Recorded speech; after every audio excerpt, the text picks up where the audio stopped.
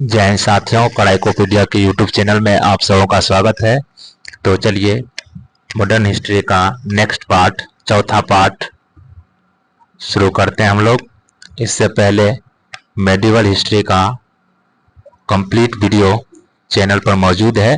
Playlist में 2 video है, part 1 और पार्ट 2, और उसके बाद मॉडर्न हिस्ट्री का 3 पार्ट कंप्लीट हो चुका है। तो उन तीनों पार्ट को आप देख लें। और चौथा पार्ट आज हम लोग किसान आंदोलन एवं मजदूर आंदोलन से शुरू करेंगे।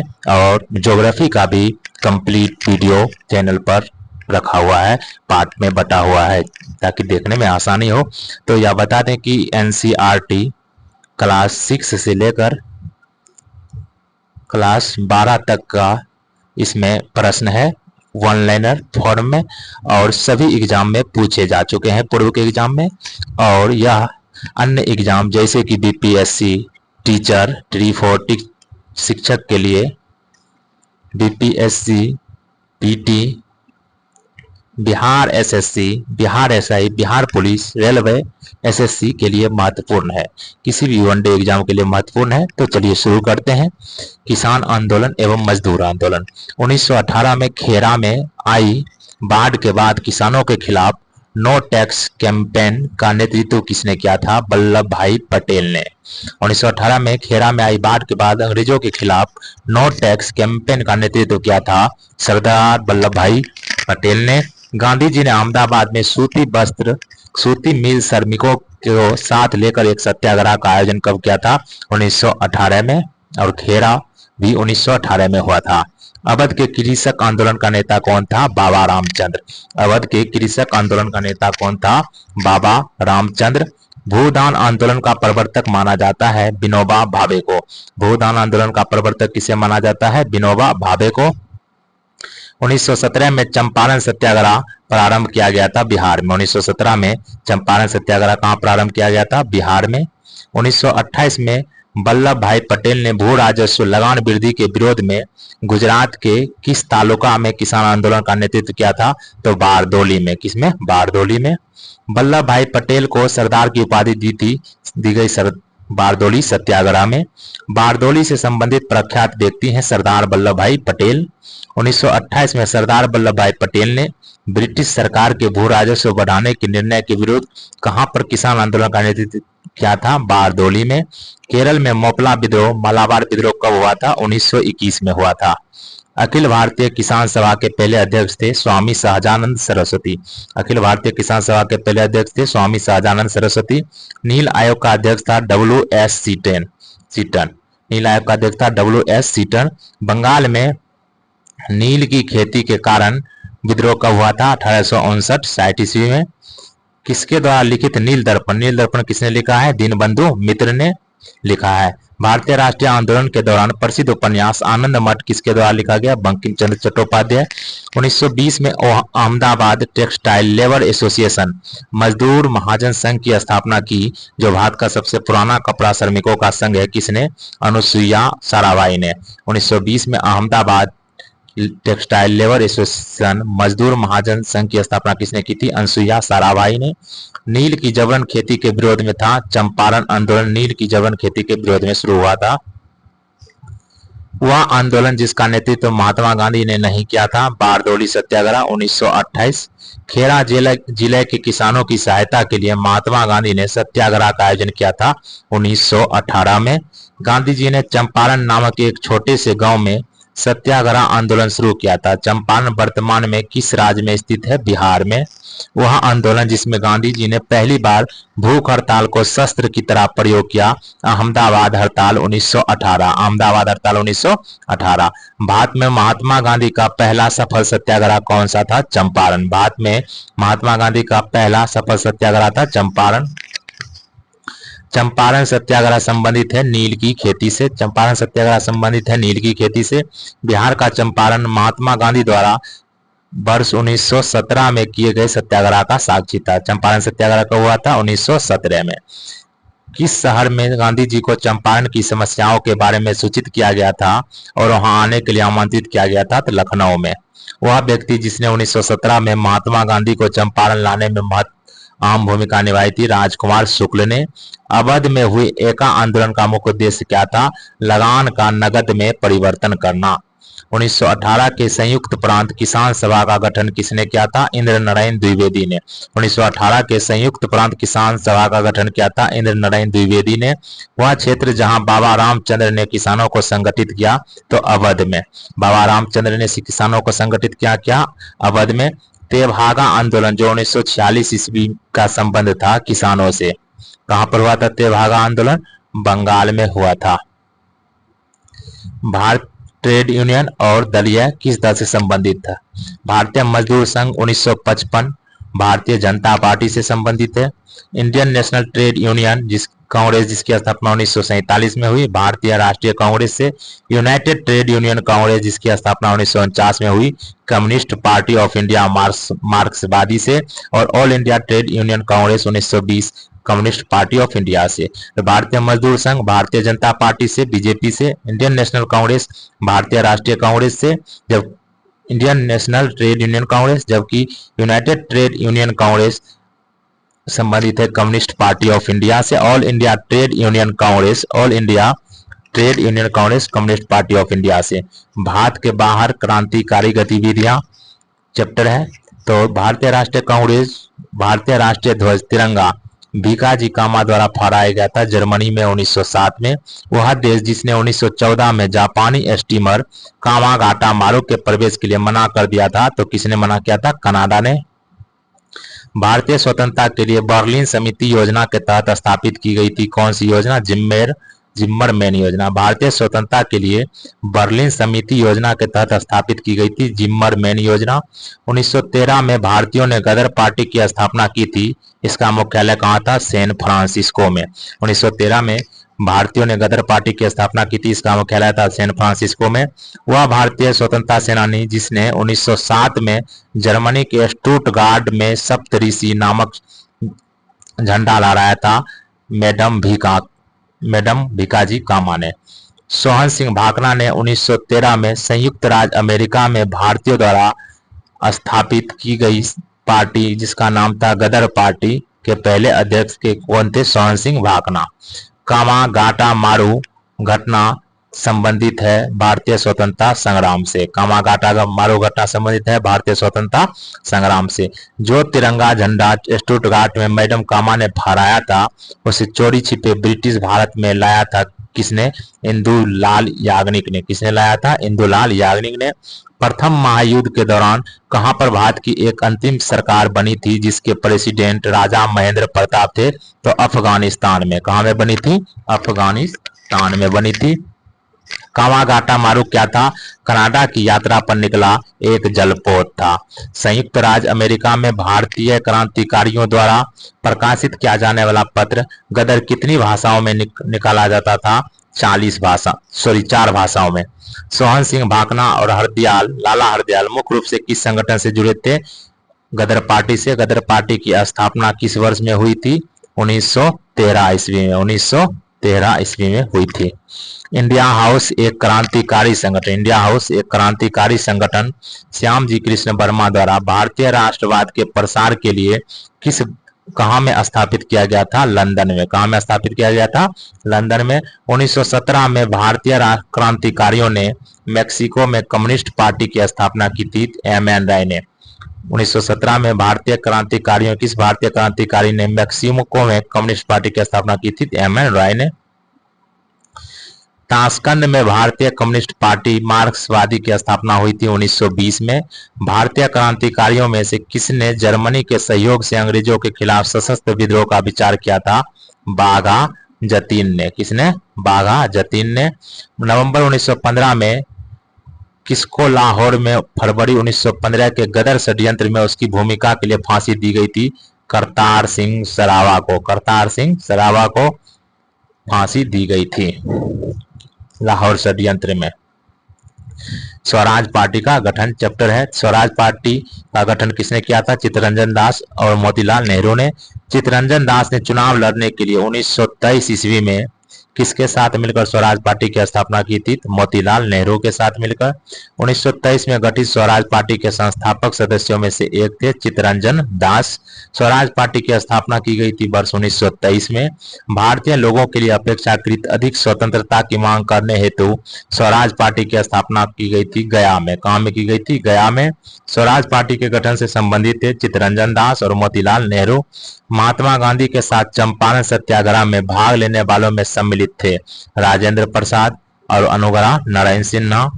देशबंधु के नाम से प्रसिद्ध है चित्तरंजन दास। वर्ष 1929 में जारी किए गए दीपावली घोषणा पत्र का संबंध किससे था? दीपावली घोषणा पत्र कब जारी हुआ था? 1929 में। यह संबंधित था डोमिनियन स्टेट से। स्वराज पार्टी निर्माण के लिए कांग्रेस के अध्यक्ष पद से त्याग पत्र किसने दिया था? चित्तरंजन दास ने। स्वतंत्रता पूर्व भारत में किसने केंद्रीय विधानसभा से स्वराज दल का समर्थन किया था? मोहम्मद अली जिन्ना ने। स्वराज पार्टी से संबंधित थे M.R. जयकर, स्वराज पार्टी से संबंधित थे।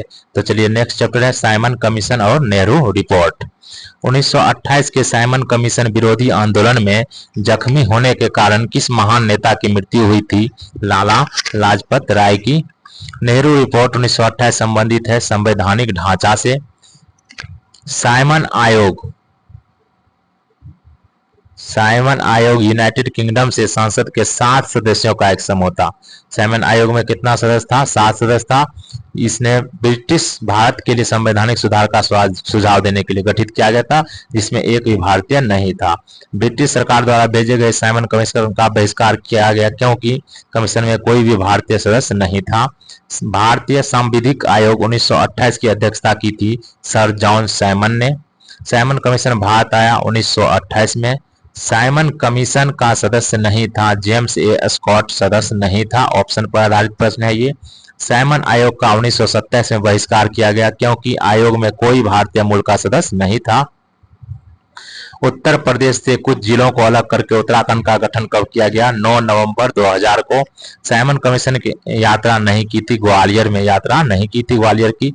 किसके सुझाव पर भारतीयों को साइमन कमीशन से बाहर रखा गया? Lord Irwin.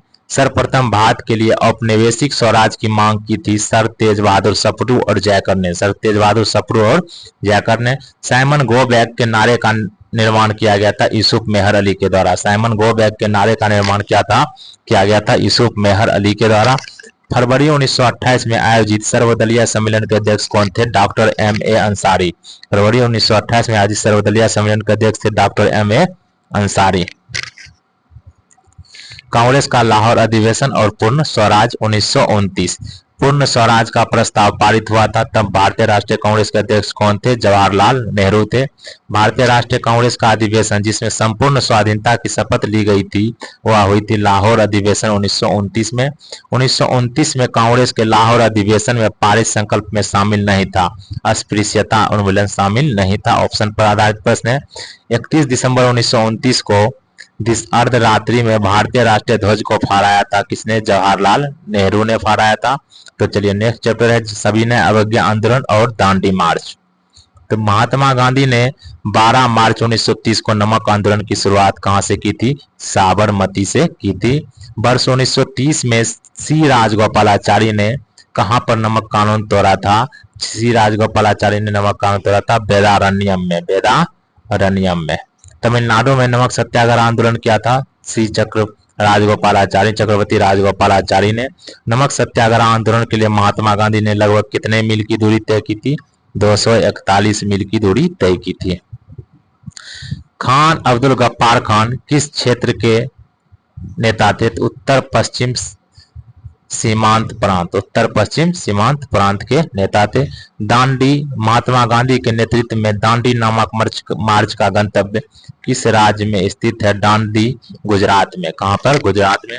दांडी नमक यात्रा के दौरान किस सामाजिक कार्यकर्ता ने गांधी जी को आंदोलनों को केवल पुरुष तक सीमित न रखने के लिए राजी किया था?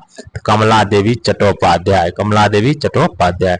दांडी मार्च जिसे साल्ट मार्च और दांडी सत्याग्रह के नाम से भी जाना जाता है सविनय अवज्ञा आंदोलन के शुरू होने का कारण बना था। अब बंगाल में अखिल बंगाल सविनय अवज्ञा परिषद का गठन किया था किसने? जे.एम. सेनगुप्ता ने। बंगाल में अखिल बंगाल सविनय अवज्ञा परिषद का गठन किया था जे.एम. सेनगुप्ता ने। वह आंदोलन जिसको नमक सत्याग्रह के नाम से भी जाना जाता है, सविनय अवज्ञा आंदोलन। 1930 में नमक उत्पादन पर ब्रिटिश एकाधिकार के खिलाफ दांडी यात्रा अहिंसक विरोध किया गया था। महात्मा गांधी ने साबरमती से लेकर दांडी तक प्रसिद्ध नमक मार्च शुरू किया था। दांडी गुजरात के किस जिले में है? नवसारी जिले में। वह आंदोलन जिसका आरंभ दांडी यात्रा से शुरू हुआ था, सविनय अवज्ञा आंदोलन। वह कार्यवाही जो सविनय अवज्ञा आंदोलन के शुरू होने की वजह बनी, तो दांडी यात्रा। दांडी मार्च गुजरात में नमक की खदानों तक लगभग 241 मील की पैदल यात्रा थी। नमक पर ब्रिटिश एकाधिकार का विरोध करने के लिए गांधी जी ने समुद्र तक दांडी मार्च शुरू किया था। कब? वर्ष 1930 में। तारीख भी याद रखना है, 12 मार्च 1930 को। गांधी जी को नमक आंदोलन को केवल पुरुषों तक ही सीमित न रखने के लिए राजी किया था कमला देवी चट्टोपाध्याय ने। ब्रिटिश के नमक एकाधिकार के खिलाफ महात्मा गांधी द्वारा आयोजित अहिंसक विरोध दांडी यात्रा समाप्त हो गई थी 6 अप्रैल 1930 को। ब्रिटिश के नमक एकाधिकार के खिलाफ महात्मा गांधी द्वारा आयोजित अहिंसक विरोध दांडी यात्रा कब समाप्त हो गई थी? तो 6 अप्रैल 1930 ईस्वी को। महात्मा गांधी के नेतृत्व में कांग्रेस ने नागरिक संविज्ञा आंदोलन शुरू किया, जो शुरू हुआ दांडी मार्च के साथ। महात्मा गांधी के नेतृत्व में कांग्रेस ने सविनय अवज्ञा आंदोलन शुरू किया था 1930 में। 1930 के सविनय अवज्ञा आंदोलन का मुख्य उद्देश्य था ब्रिटिश सरकार के आदेशों की संपूर्ण अवज्ञा। 1930 में महात्मा गांधी ने किसके विरुद्ध दांडी यात्रा का आयोजन किया था? नमक पर कर लगाए जाने के विरुद्ध। तमिलनाडु में हुए नमक सत्याग्रह का नेतृत्व किया था सी चक्र राजगोपालाचारी ने। गांधी जी के गिरफ्तार होने के बाद धरसना साल्ट वर्कर्स पर हमला करने हेतु की गई यात्रा का नेतृत्व किसने किया था? अब्बास तैयब जी ने। गांधी जी के गिरफ्तार होने के बाद धरसना साल्ट वर्कर्स पर हमला करने हेतु की गई यात्रा का नेतृत्व किया था अब्बास तैयब जी ने। वह विदेशी पत्रकार जिसने धरसना साल्ट वर्कर्स पर सत्याग्रह के बारे में समाचार दिए थे, वेब मिलर। वह विदेशी पत्रकार जिसने धरसना साल्ट वर्कर्स पर सत्याग्रह के बारे में समाचार दिए थे, वेब मिलर। महात्मा गांधी धरसना नामक गोदाम पर कांग्रेस कार्यकर्ताओं के धावे के समय कहां थे? यरवदा जेल में। वह आंदोलन जिसमें भाग लेने के लिए आचार्य विनोबा भावे प्रथम बार गिरफ्तार हुए थे, सविनय अवज्ञा आंदोलन। शक्ति के विरुद्ध अधिकार की इस लड़ाई में मैं विश्व की सहानुभूति चाहता हूं, यह कथन संबंधित है किस आंदोलन से? गांधी की दांडी यात्रा से। वह प्रांत जिसके सत्याग्रहियों की संख्या महात्मा गांधी के दांडी कूच में सर्वाधिक थी, तो गुजरात। महात्मा गांधी ने दांडी यात्रा किस आदर्श वाक्य के साथ आरंभ की थी? अंत तक लड़ो, अंत तक लड़ो। भारतीय इतिहास में तिथि 6 अप्रैल 1930 जानी जाती है महात्मा गांधी द्वारा दांडी मार्च के लिए। गांधी जी ने दांडी मार्च प्रारंभ किया नमक कानून तोड़ने के लिए। बानर सेना और मंजरी सेना संबंधित है सविनय अवज्ञा आंदोलन से। गांधी की यात्रा से संबंधित दांडी कहाँ स्थित है? नवसारी जिला में। तो चलिए नेक्स्ट है चैप्टर है गांधी इरविन समझौता, कराची अधिवेशन और गोलमेज सम्मेलन। तो तृतीय गोलमेज सम्मेलन आयोजित किया गया था 1932 में। 1930, 31, 32। पहला 30, दूसरा 31, तीसरा 32। पहले गोलमेज सम्मेलन की अध्यक्षता किस ब्रिटिश प्रधानमंत्री ने की थी? तो रैमजे मैकडोनाल्ड ने। लंदन में पहला गोलमेज सम्मेलन आयोजित किया गया 1930 में।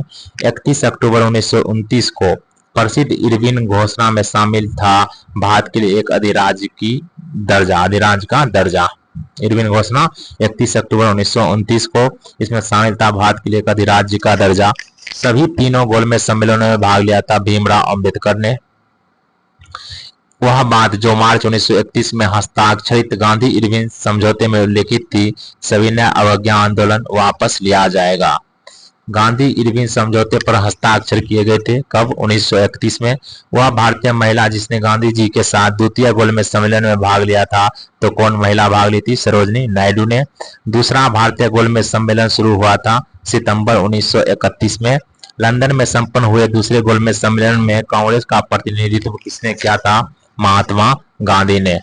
किस कार्यक्रम से पहले गांधी इरविन समझौता पर हस्ताक्षर किए गए थे? द्वितीय गोलमेज सम्मेलन से पहले। महात्मा गांधी ने लॉर्ड इरविन को लिखे गए अपने पत्र में कितनी मांगे की थी, जिनमें कुछ को गांधी इरविन समझौता के रूप में स्वीकार किया गया था? 11 मांग की गई थी, जिसे 11 सूत्री मांग भी कहते हैं। गोलमेज सम्मेलन, जिसमें भारतीय राष्ट्रीय कांग्रेस के प्रतिनिधि ने प्रथम बार भाग लिया था द्वितीय गोलमेज सम्मेलन में, और किसने लिया था? गांधी जी ने। कांग्रेस ने सिर्फ दूसरे गोलमेज सम्मेलन में ही भाग लिया था, और तीनों में भाग लिया था भीमराव अंबेडकर ने। महात्मा गांधी जब द्वितीय गोलमेज सम्मेलन सभा में भाग लेने लंदन गए थे, कहाँ ठहरे थे? किंग्सले हॉल में। किसने भारतीय राष्ट्रीय कांग्रेस के कराची अधिवेशन 1931 को महात्मा गांधी की लोकप्रियता और सम्मान की पराकाष्ठा माना है? सुभाष चंद्र बोस ने। गांधी इरविन समझौते में किस आंदोलन को रोकने का प्रावधान था? सविनय अवज्ञा आंदोलन को। किसने गांधी इरविन समझौते में महात्मा गांधी के लाभ को सांत्वना पुरस्कार कहा था? एलन कैम्पबेल जॉनसन ने। इरविन और गांधी को दो महात्मा कहा था? सरोजिनी नायडू ने। लंदन में संपन्न हुए गोलमेज सम्मेलन में भारतीय ईसाइयों का प्रतिनिधित्व किसने किया था? केटी पॉल ने। गांधी इरविन समझौता हुआ मुख्य रूप से गोलमेज सम्मेलन में कांग्रेस की भागीदारी सहज करने के लिए। तो चलिए नेक्स्ट चैप्टर है सांप्रदायिक अधिनिर्णय एवं पूना समझौता। पूना समझौता कब हस्ताक्षरित हुआ था? 1932 में। किसके बीच? गांधी जी और अंबेडकर के बीच। गांधी जी और डॉक्टर अंबेडकर के बीच हुए पूना समझौते पर हस्ताक्षर किए गए थे 24 सितंबर 1932 को। भारतीय स्वतंत्रता आंदोलन के दौरान 1932 में ग्रेट ब्रिटेन के किस प्रधानमंत्री ने सांप्रदायिक पुरस्कार की घोषणा की? सांप्रदायिक अवार्ड की रैमजे मैकडोनाल्ड ने। कब? 1932 में सांप्रदायिक पचांट की घोषणा की गई। हरिजनों के लिए पृथक निर्वाचन मंडल की व्यवस्था को किसके तहत उनके सीटों के आरक्षण में बदल दिया गया था? पूना समझौता के तहत, जो कब हुआ था? 1932 में 24 सितंबर को। किसके बीच? गांधी और अंबेडकर के बीच। पूना समझौता का संबंध था पिछड़े वर्गों के लिए चुनावी सीटों के आरक्षण से। क्या आप मुझे एक भी स्वतंत्र देश दिखा सकते हैं जहां पृथक मताधिकार हो? अंग्रेज जा चुके हैं परंतु वे शरारत छोड़ गए हैं। उपरोक्त वाक्य को संविधान सभा के बहस में किसने कहा था? सरदार वल्लभ भाई पटेल ने। 1932 में पूना पैक्ट के बाद हरिजन सेवक संघ की स्थापना हुई। इसके अध्यक्ष थे घनश्याम दास बिरला। महात्मा गांधी क्षणिक भूत की भांति धूल उठाते हैं लेकिन अस्तर नहीं, यह कहा था भीमराव अंबेडकर ने। डॉक्टर भीमराव अंबेडकर ने कहा था। महात्मा गांधी ने अखिल भारतीय हरिजन सेवक संघ की स्थापना की थी 1932 में। महात्मा गांधी ने अखिल भारतीय हरिजन सेवक संघ की स्थापना की थी 1932 में। 1932 में हस्ताक्षरित पूना समझौता महात्मा गांधी और किसके बीच हुआ एक समझौता था, जिसके बाद महात्मा गांधी ने अपना अनशन समाप्त किया? भीमराव अंबेडकर के बीच। पूना समझौता किसके बीच हुआ था? गांधी जी और अंबेडकर के बीच 24 सितंबर 1932 को। 1932 में महात्मा गांधी ने ब्रिटिश सरकार के भारत की निर्वाचन प्रणाली को जातिगत आधार पर पृथक करने के फैसले के विरोध में किस जेल में भूख हड़ताल की थी? यरवदा जेल में। जनवरी 1931 में महात्मा गांधी की जेल से रिहाई के बाद कांग्रेस नेताओं ने भविष्य की कार्रवाई योजना बनाने के लिए कहां मुलाकात की थी? तो इलाहाबाद में। कहां मुलाकात की थी? इलाहाबाद में। 1930 में दलित वर्ग संघ की स्थापना किसने की थी? डॉक्टर भीमराव अंबेडकर ने दलित वर्ग संघ की स्थापना की। राज्य के नीति निर्देशक तत्वों की उत्पत्ति खोजी जा सकती है कराची प्रस्ताव में। किस प्रस्ताव में? कराची प्रस्ताव में। तो चलिए नेक्स्ट चैप्टर है कांग्रेस समाजवादी पार्टी। आजाद हिंद फौज किसके नेतृत्व में लड़ी गई थी? सुभाष चंद्र बोस के नेतृत्व में। 1934 में स्थापित कांग्रेस सोशलिस्ट पार्टी के संस्थापकों में से एक थे जयप्रकाश नारायण। वह भारतीय राष्ट्रीय कांग्रेस का अधिवेशन, जिसमें जवाहरलाल नेहरू ने समाजवाद को भारत की समस्याओं को हल करने की कुंजी बताया था, तो लखनऊ अधिवेशन में जवाहरलाल नेहरू ने समाजवाद को भारत की समस्याओं को हल करने की कुंजी बताया था। मैं एक समाजवादी और गणतंत्रवादी हूं और मुझे राजाओं और राजकुमारों में विश्वास नहीं है। यह वक्तव्य संबंधित है जवाहरलाल नेहरू से। भारत में साम्यवाद का उच्चतम पुजारी कहा जाता है जवाहरलाल नेहरू को। भारतीय प्रथम अखिल भारतीय समाजवादी युवा कांग्रेस के सभापति थे जवाहरलाल नेहरू। तो चलिए नेक्स्ट चैप्टर प्रांतीय चुनाव और मंत्रिमंडलों का गठन। वह घटना जिसको कलकत्ता हत्याकांड के रूप में जाना जाता है, सीधी कार्यवाही दिवस। वह घटना जिसको कलकत्ता हत्याकांड के रूप में जाना जाता है, सीधी कार्यवाही दिवस। प्रांतीय चुनाव किस वर्ष में ब्रिटिश भारत में आयोजित किए गए थे? तो 1936-37 में। ब्रिटिश भारत शासन के अधीन 1937 के प्रांतीय चुनाव के दौरान पंजाब राज्य में सरकार बनी थी यूनियनिस्ट पार्टी की। पंजाब में राज्य में किसकी सरकार बनी थी? यूनियनिस्ट पार्टी की। 1925 में केंद्रीय विधानसभा का प्रथम निर्वाचित अध्यक्ष था विट्ठल भाई पटेल। 1925 में केंद्रीय विधानसभा का प्रथम निर्वाचित अध्यक्ष था विट्ठल भाई पटेल। 1940 के रामगढ़ कांग्रेस की अध्यक्षता किसने की थी? मौलाना अबुल कलाम आजाद ने। 1940 के रामगढ़ कांग्रेस अधिवेशन की अध्यक्षता मौलाना अबुल कलाम आजाद ने। 1937 में प्रांतों में मंत्रिमंडल के निर्माण के उपरांत कांग्रेस शासन की अवधि थी 28 महीने की। 1937 में प्रांतों में मंत्रिमंडल के निर्माण के उपरांत कांग्रेस शासन की समाप्ति की अवधि 28 महीने थी। प्रांत जहां 1937 के आम चुनाव के बाद भारतीय राष्ट्रीय कांग्रेस ने अपनी सरकार नहीं बनाई थी, तो बंगाल में नहीं बनाई थी। 1937 के चुनाव के पश्चात यूपी में गठित अंतरिम मंत्रिमंडल में वित्त विभाग किसे सौंपा गया था? रफी अहमद किदवई को। तो चलिए नेक्स्ट चैप्टर है कांग्रेस का त्रिपुरी अधिवेशन एवं फॉरवर्ड ब्लॉक का गठन। कांग्रेस पार्टी छोड़ने के बाद सुभाष चंद्र बोस द्वारा गठित राजनीतिक दल का नाम क्या था? All India forward block. All India forward block. तो चलिए नेक्स्ट चैप्टर है देशी रियासतों का संघर्ष। भारत की स्वतंत्रता के समय किस रियासत कितनी रियासतें आधिकारिक तौर पर मान्यता प्राप्त मौजूद थी? तो 5। कितने? 5। देशी राजाओं में से यथावत समझौते का पक्षधर कौन था? हैदराबाद। देशी राज्यों में से यथावत समझौते का पक्षधर था हैदराबाद। भारत के देशी राज्यों के संबंध में वो हस्तक्षेप की नीति के लिए रेखांकित किया जाता है सर जॉन सॉर को। भारत के देशी राज्यों के संबंध में वो हस्तक्षेप की नीति के लिए रेखांकित किया जाता है सर जॉन सॉर को। देश में 562 रियासतों को एकीकृत करके भारत के राजनीतिक एकीकरण का श्रेय दिया जाता है। एकीकरण का श्रेय दिया जाता है किसे? सरदार वल्लभ भाई पटेल को। चलिए नेक्स्ट चैप्टर है द्वितीय विश्व युद्ध एवं राष्ट्रीय आंदोलन, अगस्त प्रस्ताव, पाकिस्तान की मांग एवं व्यक्तिगत सत्याग्रह। तो ये इतने सभी पॉइंट इसी चैप्टर में देखेंगे। पाकिस्तान नाम सबसे पहले गढ़ा गया था चौधरी रहमत अली के द्वारा, जो किस विश्वविद्यालय के थे? कैम्ब्रिज विश्वविद्यालय के। 1940 में ब्रिटिश सरकार द्वारा बनाया गया एक प्रस्ताव जिसमें अधिक भारतीयों को शामिल करने के लिए भारत के वायसराय की कार्यकारी परिषद के विस्तार का और अपने स्वयं के संविधान को तैयार करने के लिए भारतीयों के अधिकारों की मान्यता का वादा किया गया था, तो वह था अगस्त प्रस्ताव।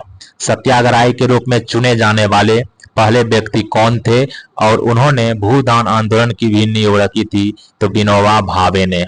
पाकिस्तान के गठन की मांग का विरोध किया था खान अब्दुल गफ्फार खान ने।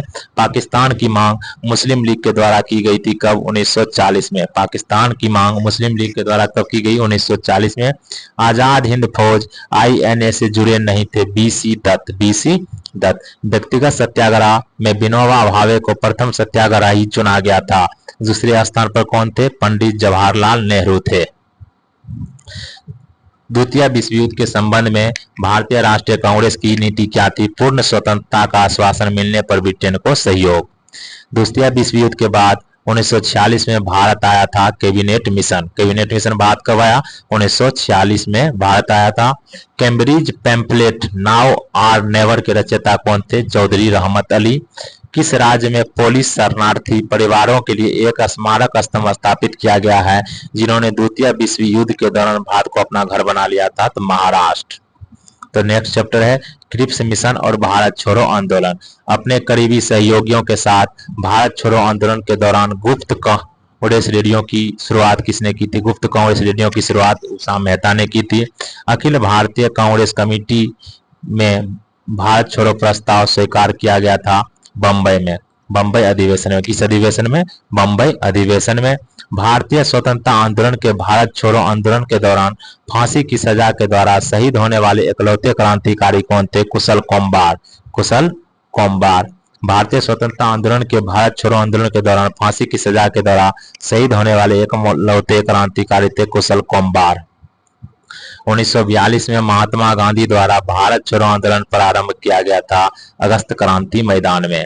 1943 में किस जिले में समांतर सरकार की स्थापना हुई थी? सतारा में। कांग्रेस कार्यकारिणी समिति ने जुलाई 1942 में बड़दा में, कहां पर? बड़दा में भारत छोड़ो प्रस्ताव को अंगीकृत किया था। कहां पर? बड़दा में। 1942 में भारतीय राष्ट्रीय कांग्रेस की ओर से सबसे पहले भारत छोड़ो प्रस्ताव का मसौदा किसके द्वारा तैयार किया गया था? महात्मा गांधी के द्वारा। भारत के स्वतंत्रता संग्राम में भारत छोड़ो आंदोलन की महत्वपूर्ण भूमिका थी। इस आंदोलन के बाद कौन सी घटना घटित हुई थी? ब्रिटेन की लेबर सरकार ने भारत में कैबिनेट मिशन भेजा था। कैबिनेट मिशन भेजा था किसने? लेबर पार्टी ने। भारत छोड़ो आंदोलन को महात्मा गांधी द्वारा अखिल भारतीय कांग्रेस समिति के मुंबई अधिवेशन में शुरू किया गया था। यह सत्र 1942 के किस महीने में हुआ था? अगस्त महीने में हुआ था, जिसमें महात्मा गांधी द्वारा भारत छोड़ो आंदोलन को अखिल भारतीय कांग्रेस समिति के अधिवेशन में शुरू किया गया था। भारत छोड़ो आंदोलन शुरू हुआ था बम्बई शहर में। भारत छोड़ो आंदोलन के दौरान बम्बई, जो कि अब मुंबई में, राष्ट्रीय कांग्रेस का झंडा किसने लहराया था? अरुणा आसफ अली ने। अगस्त क्रांति के रूप में भी जाना जाता है। भारत छोड़ो आंदोलन को अगस्त क्रांति आंदोलन के रूप में भी जाना जाता है। भारत छोड़ो आंदोलन की 78वीं वर्षगांठ मनाई गई थी 8 अगस्त 1920 को। भारत छोड़ो आंदोलन हुआ था वर्ष 1942 में। भारत छोड़ो आंदोलन 1942 में महात्मा गांधी द्वारा दिए गए नारे किस नारे के साथ शुरू हुआ था? करो या मरो। भारत छोड़ो आंदोलन महात्मा गांधी द्वारा शुरू कब किया गया था? 8 अगस्त 1942 को।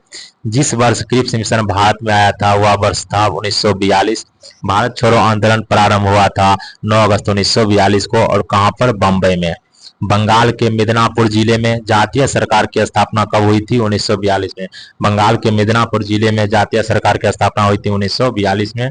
हम भारत को या तो आजाद कराएंगे अथवा आजादी के प्रयास में दिवंगत होंगे, यह कथन जुड़ा है भारत छोड़ो आंदोलन से। आजादी लगभग हमारी पहुंच में है, हमें इसे कसकर पकड़ लेना है, यह कथन किसका है? महात्मा गांधी का। आजादी लगभग हमारी पहुंच में है, हमें इसे कसकर पकड़ लेना है, यह किसका कथन है? महात्मा गांधी का। जब भारतीय राष्ट्रीय कांग्रेस ने भारत छोड़ो प्रस्ताव पारित किया, उस समय कांग्रेस के अध्यक्ष कौन थे? मौलाना अबुल कलाम आजाद। जब भारतीय राष्ट्रीय कांग्रेस ने भारत छोड़ो प्रस्ताव पारित किया, उस समय कांग्रेस के अध्यक्ष कौन थे? मौलाना अबुल कलाम आजाद। भारत छोड़ो आंदोलन के संदर्भ में महात्मा गांधी को बंदी बनाया गया था बंबई में। कहां पर बनाया गया था? बंबई में। उत्तर प्रदेश का वह जनपद जिसमें भारत छोड़ो आंदोलन के दौरान समांतर सरकार की स्थापना की गई थी तो बलिया में, और महाराष्ट्र में कहां पर? सतारा में। महाराष्ट्र में सतारा में। भारत छोड़ो आंदोलन के दौरान जेल से फरार होकर भूमिगत गतिविधियों को संगठित किसने किया था? जयप्रकाश नारायण ने। यहाँ भारत में एक क्रांतिकारी होने जा रही है और हमें जल्दी से चले जाना चाहिए, यह किसने कहा था? सर स्टैफोर्ड क्रिप्स ने। अमेरिकी पत्रकार जो महात्मा गांधी के भारत छोड़ो आंदोलन के दौरान उसके साथ था तो लुई फिशर। कौन था? Louis Fischer. और सविनय अवज्ञा आंदोलन के दौरान कौन था? Miller, Webb Miller. वह आंदोलन जिसमें महिलाओं की भागीदारी सर्वाधिक मानी जाती है, भारत छोड़ो आंदोलन। भारत छोड़ो आंदोलन के समय भारत का प्रधान सेनापति कौन था? प्रधान सेनापति लॉर्ड बेबेल था। कांग्रेस रेडियो पर भारत छोड़ो आंदोलन की अवधि में नियमित रूप से कार्यक्रम प्रसारित करते थे राम मनोहर लोहिया। वह पार्टी जो भारत छोड़ो आंदोलन का समर्थन नहीं किया था, वह पार्टी कौन सी थी? Hindu Mahasabha, Communist Party of India, Unionist Party of Punjab. Hindu Mahasabha, Communist Party of India, Unionist Party of Punjab ने भारत छोड़ो आंदोलन का समर्थन नहीं किया था। तो चलिए नेक्स्ट चैप्टर है कि आजाद हिंद फौज और सुभाष चंद्र बोस। फॉरवर्ड ब्लॉक की स्थापना की थी सुभाष चंद्र बोस ने। कब? 1 मई 1939 को। टाइगर लीजन या फ्री इंडिया लीजन के संस्थापक कौन थे? सुभाष चंद्र बोस थे। टाइगर लीजन या फ्री इंडिया लीजन के संस्थापक सुभाष चंद्र बोस। सुभाष चंद्र बोस द्वारा आजाद हिंद सरकार की स्थापना की गई थी 21 अक्टूबर 1943 को। सुभाष चंद्र बोस ब्रिटिश सरकार की नजरबंदी से कब भाग निकले थे? वर्ष 1941 में। सुभाष चंद्र बोस का जन्म स्थान कहाँ है? कटक। स्वतंत्रता आंदोलन के दौरान सुभाष चंद्र बोस ने भारतीय राष्ट्रीय थल सेना का पुनरुत्थान किया था। किसका पुनरुत्थान किया था? भारतीय राष्ट्रीय थल सेना का। जर्मनी की रेडियो सेवा के भाग के रूप में आजाद हिंद रेडियो सेवा शुरू हुई थी वर्ष 1942 में। जर्मनी की रेडियो सेवा के भाग के रूप में आजाद हिंद रेडियो सेवा शुरू हुई थी 1942 में। सुभाष चंद्र बोस को पहली बार भारतीय राष्ट्रीय कांग्रेस का अध्यक्ष कब चुना गया था? वर्ष 1938 ईस्वी में हरिपुरा अधिवेशन में। और 39 में भी सुना गया था, त्रिपुरी अधिवेशन में पट्टाभी सितारमैया को हराया था। 21 अक्टूबर 1943 को आजाद हिंद की अस्थायी सरकार के गठन की घोषणा किसने की थी? सुभाष चंद्र बोस ने। प्रसिद्ध सहगल ढिल्लो शाहनवाज मुकदमाओं के बचाव पक्ष के वकील में से एक थे जवाहरलाल नेहरू। भूलाभाई देसाई भी थे। 3 INA जवानों की प्रसिद्ध सुनवाई के समय वकील कौन था? भूलाभाई देसाई। सुभाष चंद्र बोस ने आजाद हिंद फौज की स्थापना कब की थी? 1943 में।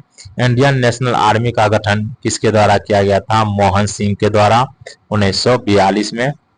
इंडियन नेशनल आर्मी ने ब्रिटिश शासन से अंडमान और निकोबार द्वीप वापस लिया। इसका नाम क्या रखा था? अंडमान का शहीद और निकोबार का स्वराज द्वीप। देश बंधु नवयुवक संघ का गठन किया था? तिरुपुर कुमारन ने। देश बंधु नवयुवक संघ का गठन किसने किया था? तिरुपुर कुमारन ने। सुभाष चंद्र बोस के पिता थे जानकी नाथ बोस। 1928 में गठित इंडिपेंडेंस फॉर इंडिया लीग के अध्यक्ष कौन थे? श्रीनिवास अयंगर। 1928 में गठित इंडिपेंडेंस फॉर इंडिया लीग के अध्यक्ष कौन थे? श्रीनिवास अयंगर। सुभाष चंद्र बोस के राजनीतिक गुरु कौन थे? चित्तरंजन दास। नेताजी सुभाष चंद्र बोस द्वारा आजाद हिंद फौज के हिस्से के रूप में गठित महिला रेजिमेंट का नाम क्या था? रानी झांसी रेजिमेंट। इसकी प्रधान सेनापति कौन थी? सहगल। गांधी जी को सर्वप्रथम राष्ट्रपिता कहकर संबोधित किसने किया था? सुभाष चंद्र बोस ने। आजाद हिंद फौज के अधिकारियों के लाल किला में चल रहे मुकदमे में उनके पक्ष से वकालत किसने की थी? सर टीवी सप्रू ने। आजाद हिंद फौज दिवस मनाया गया था 12 नवंबर 1945 को। सुभाष चंद्र बोस ने सिंगापुर में स्वाधीन भारत की सरकार कब गठित की? 21 अक्टूबर 1943 को। 21 अक्टूबर 1943 को। सुभाष चंद्र बोस को देश नायक किसने कहा था? रविंद्रनाथ टैगोर ने। आजाद हिंद फौज का सैनिक जिसको 7 वर्ष के कारावास का दंड दिया गया था तो वह था राशिद अली को 7 वर्ष का सजा दिया गया था। वह भारतीय क्रांतिकारी जिसने सुभाष चंद्र बोस को इंडियन नेशनल आर्मी के गठन में सक्रिय सहयोग दिया था, रास बिहारी बोस ने सहयोग दिया था। भारत की मुक्ति महात्मा गांधी के नेतृत्व में नहीं होगी, किसने लिखा था? सुभाष चंद्र बोस ने।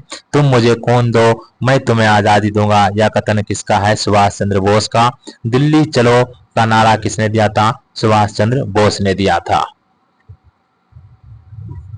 तो चलिए, कैबिनेट मिशन योजना, संविधान सभा एवं अंतरिम सरकार का गठन। चैप्टर है नया, कैबिनेट मिशन योजना, संविधान सभा एवं अंतरिम सरकार का गठन। 1946 के कैबिनेट मिशन का नेतृत्व किसके द्वारा किया गया? पैथिक लॉरेंस के द्वारा। 1946 के कैबिनेट मिशन का नेतृत्व किया गया पैथिक लॉरेंस के द्वारा। भारत के लिए यूनाइटेड किंगडम कैबिनेट मिशन 1946 के सदस्य थे Pethick Lawrence, Stafford Cripps, AB Alexander. British mission ने पाकिस्तान की मांग को अमान्य करार दिया था। किस मिशन ने? कैबिनेट मिशन ने। बलदेव सिंह अंतरिम सरकार के सदस्य स्वतंत्र भारत की पहली सरकार में किसके प्रमुख थे? रक्षा के। ब्रिटिश प्रधानमंत्री जिसने क्रिप्स मिशन को भारत भेजा था, विंस्टन चर्चिल ने। जब कैबिनेट मिशन भारत आया था, इंग्लैंड में कौन सा राजनीतिक दल सत्ता में था? Labour party.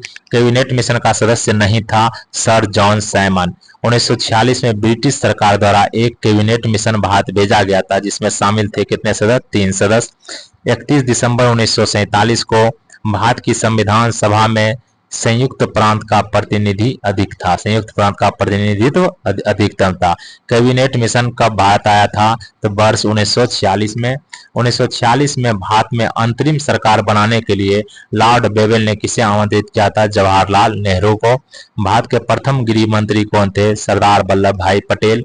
प्रथम आंतरिक राष्ट्रीय सरकार के गठन की घोषणा की गई थी 24 अगस्त 1946 को। प्रथम आंतरिक राष्ट्रीय सरकार के गठन की घोषणा कब की गई थी? 24 अगस्त 40 को स्वतंत्र भारत के लिए संविधान की रचना हेतु संविधान सभा का विचार सर्वप्रथम प्रस्तुत किया गया था कि कांग्रेस पार्टी ने कब किया था? 1936 ईस्वी में। स्वतंत्र भारत के लिए संविधान की रचना हेतु संविधान सभा का विचार सर्वप्रथम कांग्रेस के किस अधिवेशन में किया गया था? 1936 के अधिवेशन में।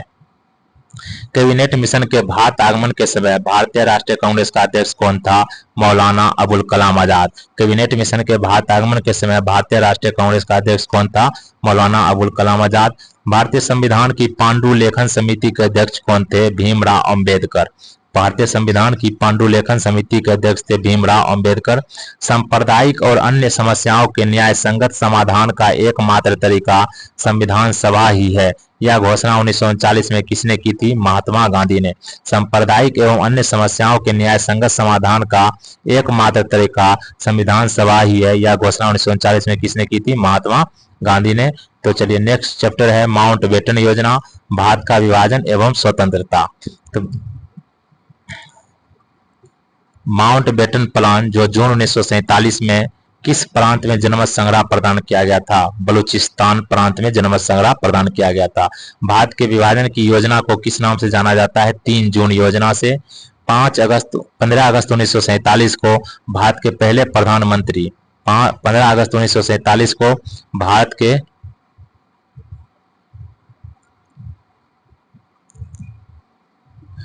तो चलिए आज के वीडियो में इतना ही। नेक्स्ट वीडियो में इससे आगे लेकर आएंगे। वीडियो देखने के लिए धन्यवाद।